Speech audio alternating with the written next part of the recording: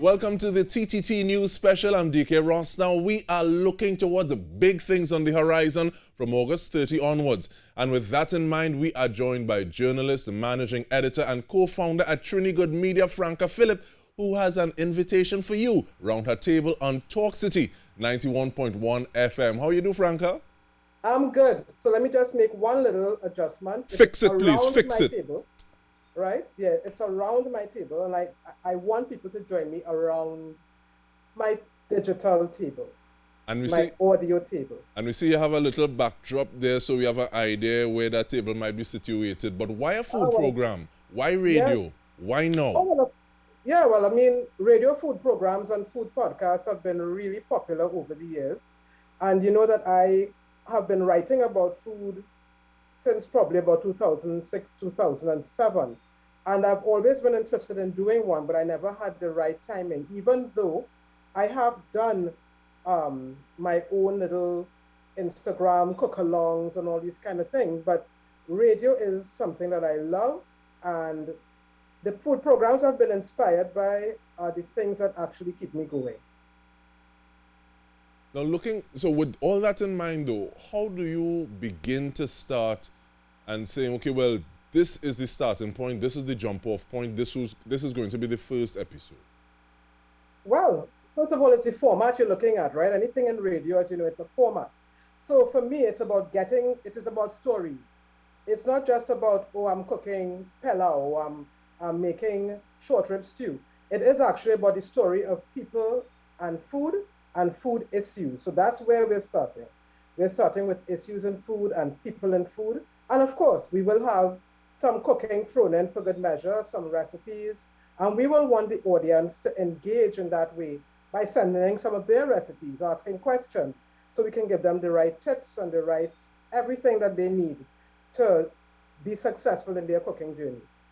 And something like this, I can imagine there's going to be some polarizing issues, like when it is you add certain ingredients to your pot and how it is you do it, because everybody granny or everybody mommy does it the correct way and everybody else is an infidel.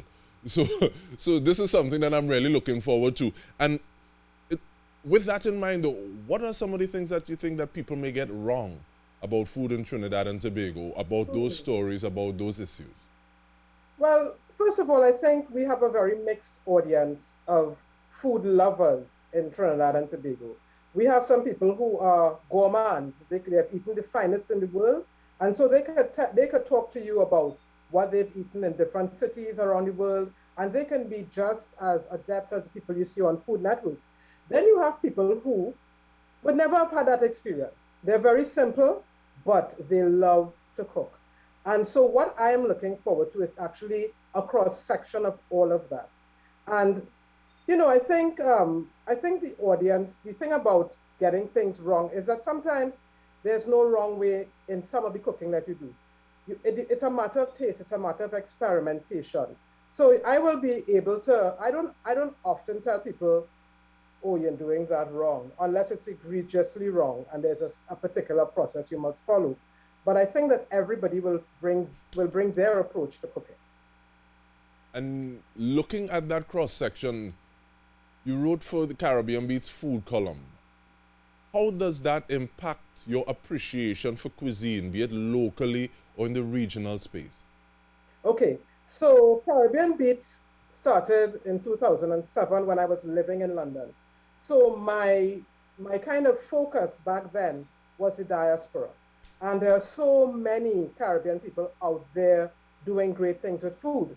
And, you know, for me, coming back to Trinidad now, I had to change my focus a bit and jump off from the rest of the region, which I find has been very exciting. So for example, I did a story about coffee about 2.5 years ago, and I spoke to some people about Jamaican Blue Mountain coffee. And I learned a lot of very interesting things about regional coffee, Dominican Republic, even Trinidad coffee, which we still have a way to go to get it to Jamaica Blue Mountain stage, right? But you know, there's so many things that I learned from across the region about the hardships that some farmers in some areas have, the difficulties that some people have in accessing certain kinds of food, the things that we might take for granted in other islands, they have to work harder. So I think for me, it's been a learning experience traversing the islands, in terms of getting interviews with people, listening to what they have to say about the food issues in their country, and actually going to some islands. I mean, I was in Barbados for 2 years straight for their food and rum festival, and I visited a couple of their farmers, and it was really, really interesting. I think I had a great time listening to what some of those farmers and what the chefs had to say, and of course the healthy banter about Barbados naming itself the culinary capital of the Caribbean. But yeah, so my Caribbean beat travels have really expanded my knowledge of food in the region, and that is partly why I'm looking forward to doing this show, because I'm not only looking forward to showcasing the best of Trinidad. I want to showcase the best of the Caribbean and of course the wider Caribbean diaspora, because I think for a lot of us, we are very insular about the way we approach food. We're very insular in the way we think about food. And that is, in terms of Trinis, I think some of us have this way of thinking, well, it's a Trini way or no way. And actually, no, there's so many variations and so many interesting differences you can find. And of course, certainly some very key similarities in the way we cook across the region. And this is some of the things, the way that you're talking about those stories that I'm really looking forward, reminding you the action takes place on the first and third Sunday of every month from 10 a.m. to 12 noon. We're plugging it hard, hard, hard, hard, hard. Very hard. And this, I even want to go further in terms of you being so enthusiastic about having these stories and making sure that these stories are told and real, and having people realize that these are some of the things that we take for granted in different spaces.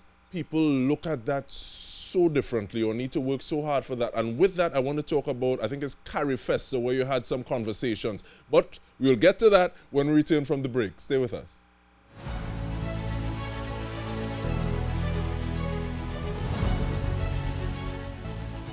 Welcome back. We are speaking with Franka Phillip of Around My Table fame. And I'm saying it because I'm claiming it. According to some people, decree and declare, first and the third Sunday, 10 a.m. to 12 midday on Talk City 91.1 FM.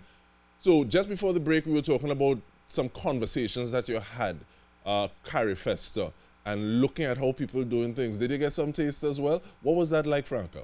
It was very, very interesting because we had a range of people come on. We had some Haitian food, we had Jamaican food, we had food from Montserrat, I think, but we had a beautiful range of products. And what was nice was that you heard how people were adapting and innovating where they were with regards to food. And I found that was really, really interesting. What we got a lot of too, we got some very good stories around chocolate. Now that stood out in my mind because I know that we in Trinidad, our chocolate is one of the top chocolates in the world. And I'm always very keen to hear what new is happening in the chocolate space, particularly from the Caribbean, because you know that the chocolate space has been dominated by the Europeans using Caribbean and African chocolate. So it's always good when we hear how people in the Caribbean are innovating. We also saw different ways of presenting food. I got some, I can't distinctly remember every single thing, but I remember that the Haitian people did a dish, I can't remember the name, but it was just a beautiful take on fish in a way that I hadn't had before. And I think these are the kind of things that excite me. So when people think of a radio food program, they think you're going to cook. But it's not about, again, I want to stress that it is about hearing from people where food issues are concerned. It's going to be fun, eh? It's not going to be all serious because food is fun. Food is life, right? And for example, in September, our theme for September is going to be baking. And one of the things I want to look at is gluten-free baking, mainly because more people are discovering that they're allergic to flour. I have discovered more people with celiac disease in the last year and a half than in the rest of my life. I didn't realize we had so many celiac sufferers in Trinidad. So now that the market has opened up, for example, you have people locally who are making things with flours like cassava, plantain, sweet potato, things that are on the shelf and things that people can access. And it's getting people to appreciate why we have this diversity and maybe why this niche is important and how it could be supported. So it's things like that that I'm interested in looking at. Also, our own traditional baking. How has our traditional baking evolved in Trinidad? I know that for me, what I see is people being more willing and open to use things like nuts, seeds, different kinds of flours in their baking. And so instead of having just a coconut bake, you'll have a coconut zucchini bake, or you will have a loaf that is a beet that has beet or and moringa powder in it. So people are adapting mainly to suit the health issues that are coming up. And one of the things, DK, that we also in Trinidad need to be aware of is I think we have to be healthy in the way that we eat. This is one of the things that COVID showed me. When we hear about people with comorbidities, and it wasn't only old people, and the figures that we kept hearing about Trinidad being second in the hemisphere when it comes to diabetes and these kind of things, it makes you look back at what our daily practices are, what our culinary habits are, things that we need to change. And I think it's very important to try and keep a kind of healthy spin. I'm interested in a healthy spin. Of course, I like decadence as well. You must have a decadent. Okay, it's your birthday. You want to have that decadent chocolate cake or you want to have that over the top cocktail. But in terms of how we eat every day, I think we really do have to dial back a lot on the kind of food that we eat and the kind of way that we approach our diets. And that means products. What kind of products do we choose? Are we buying local? I'm very big on buying local. I'm a staunch supporter of the NAMDEFCO markets, and I believe in our local produce and what our farmers are doing. So those things are the kind of things you'll hear me talking about a lot. I'm in support of people like the Alliance of Rural Communities who are doing fantastic things in areas like Brasso Seco. So to support those people and bring out what they're doing is going to be very key to what I do when people join me around my table. I feel that I could throw him a piece of paper now because one of the things I wanted to ask is how much of what you're going to do will involve agro-processing, looking at adding value, looking at seeing what we have here. You raised the point of people eating healthier. I wanted to ask how much of that is a product of not doing better versus saying, okay, well, I can eat clean, I can eat better, but at the same time, it does need to taste healthy. Because there's some things they look at it and they say, that look like it's healthy, because it have no taste. But at the same time, how can we marry those two to come to a beautiful medium where this is good for you, but at the same time, it tastes good too, it have a vibe?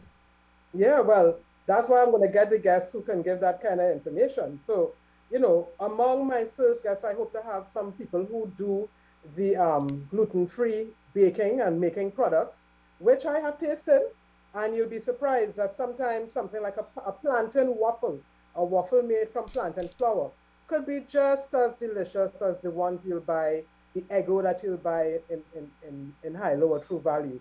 So it's about getting people in who will be able to advise on that. And what we need to do is we need to change the perception of our food. A lot of people are coming to the realization that our artisans are doing some amazing and fantastic things. And once people get more clued in, a lot of people just don't know where to find these products.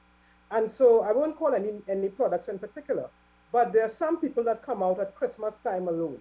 You go to the markets around Christmas and you see them at that point alone. And then during the year, they go kind of underground and they come back out at Christmas time. More and more people are developing where they do this on an ongoing basis. And so it's bringing those people out and pointing people in the direction of here. You can have your pumpkin cheesecake and it will taste really good. Or you can have your lollies made from passion fruit, made from watermelon, made from our own pomsite. It's things like that. Or you can have your vegan ice cream made from our products, soursop, barbadine.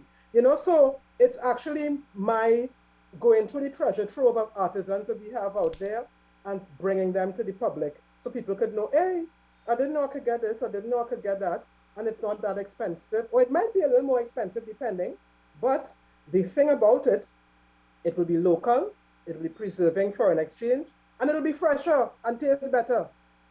I'm not trying to be as excited as you, but I'm very excited looking forward to this, Franka. No, and even to add to the statement that you made in terms of people coming out at Christmas and then they go underground and they come back at Christmas time, there'd be some craft markets that you go to and you meet this person and they say, but hey, this nice, where I could find it?